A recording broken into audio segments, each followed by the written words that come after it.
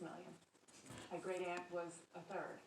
And there's so many people across this country and frankly across the world who were affected by it, whether it's Jews or non-Jews or people who fought for the freedoms during World War II to overcome that.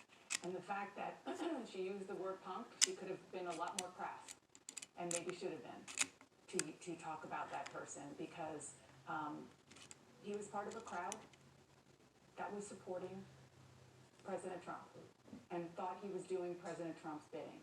And yes, Donald Trump has now finally condemned the violence, mostly because he was worried about the liability that he would have going forward if more happened.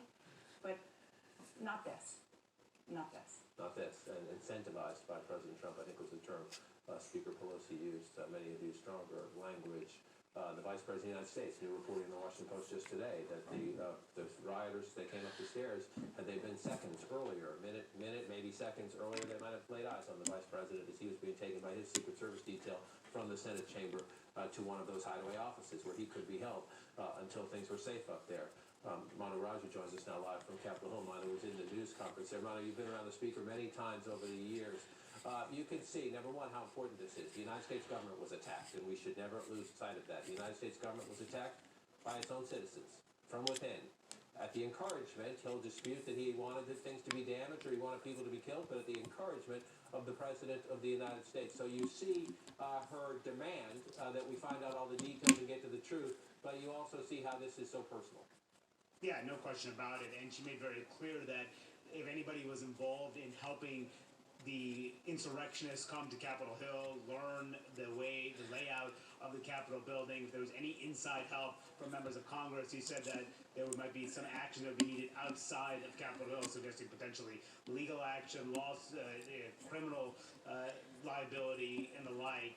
We'll see if it gets to that point, but she indicated that there's going to be this significant investigation about everything that happened, naming this retired general who is involved in the Katrina recovery efforts as part of this, to lead this probe. Now, she also made clear that that her impeachment managers are preparing to go to trial against Donald Trump after Trump, of course, was impeached just 2 days ago by bipartisan vote in the House. The question, though, is on the timing.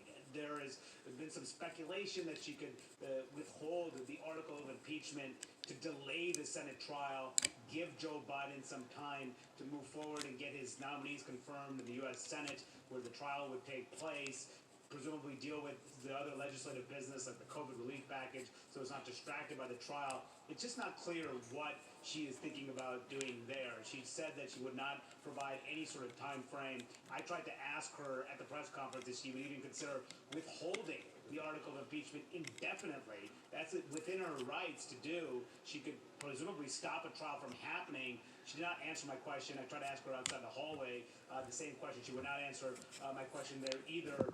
But it did seem like that they were at least preparing for a trial, preparing for something to happen. The expectation on the Hill is that there would be a trial in the beginning days of the Biden presidency, because the Democrats believe the president needs to be held accountable. They need to move forward on this charge of incitement of insurrection. Question, of course, is whether the Republicans will vote to convict him, but she's pretty clear that she believes the president is responsible. Oh, did you see what Jake Tapper, the CNN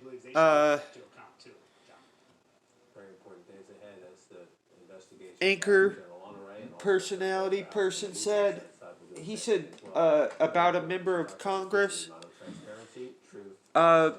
He called a Republican representative who, before the riot, stood up and objected,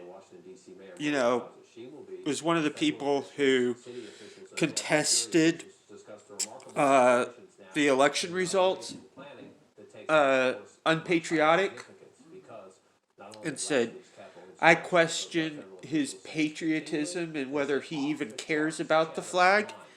Well, the guy he said that about, that Republican rep, was a former U.S. Army major, not the Navy SEAL guy from Texas who had lost his eye, but he said it about an Army major who had lost both of his legs.